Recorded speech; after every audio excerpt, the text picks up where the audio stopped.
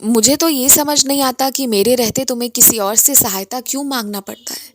क्यों तुम्हें ये पसंद है कि लोग तुम्हारी छोटे से छोटी और बड़े से बड़े काम में हाथ बढ़ाते रहें। जो काम तुम खुद भी कर सकते हो पर कोई दूसरा करने लगता है तो तुम्हें वो चीज़ें अच्छी क्यों लगती है। जब मैं हूँ, मेरी कृपा है, तो तुम्हें दूसरों की सहायता क्यों लेनी होती है हमेशा।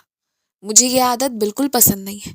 जो काम तुम स्वयं कर सकते हो, उसमें दूसरों का साथ, दूसरों की मदद क्यों चाहिए तुम्हें।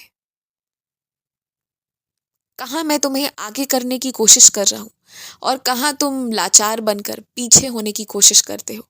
मैं आगे बढ़ाऊं तुम पीछे होते हो, मैं आगे बढ़ाऊं फिर पीछे होते हो। अब की बार ऐसी करी ना तो यकीन मानना, मेरी लाठी से ही पिटाई होगी तुम्हारी। तुम भूल जाते हो रहे रहे कि तुम्हारे अंदर कितनी शक्ति है। अगर तुमने साथ नहीं दिया होता ना, तो ये मान लो कि आज तुम्हारा परिवार ही नहीं होता। तुमने सबका मनोबल ही नहीं ऊंचा किया है, बल्कि तुमने कर्म भी किए हैं। तुमने कई तरह से सहायता की है।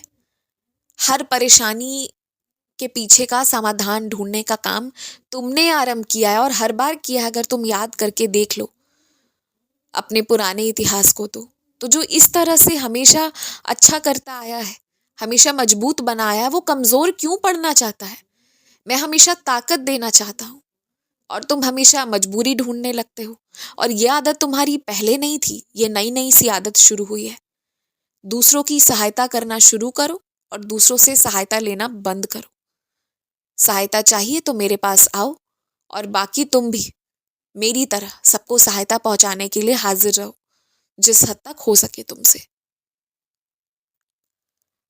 तुम जो ये उधारी देने के काम को शुरू करना चाहते हो ना, मन ही मन जो तुम्हारे विचार में चल रहा है, तो मैं तुमसे यही कहूंगा कि जो तरीका सही होता है, उसी तरीके से कोई भी व्यापार या कोई भी काम किया जाना चाहिए।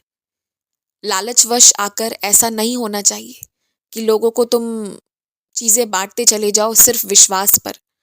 क्योंकि जब तक तुम्हारे पास है तुम्हारा सामान, तब तक सामने वाला तुम्हारे साथ बहुत अच्छा व्यवहार करेगा, क्योंकि उसे वो चाहिए।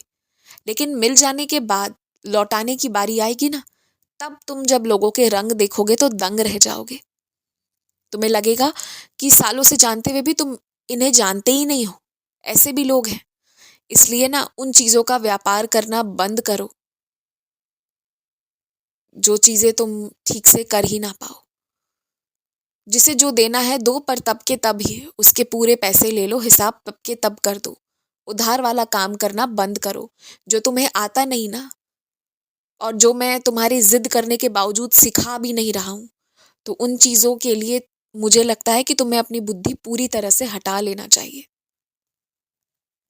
और तुम ना ऐसा किया करो कि प्रतिदिन सोने से पहले हनुमान चालीसा के पाठ को सुना करो, और एकदम आराम से सुनो, जल्दी जल्दी नहीं, धीरे धीरे एक एक शब्द को ध्यान से सुनो और उसके बाद सोया करो। क्योंकि मैं ये देख पा रहा हूँ कि सब कुछ होने के बाद भी तुम्हारे मन में डर है।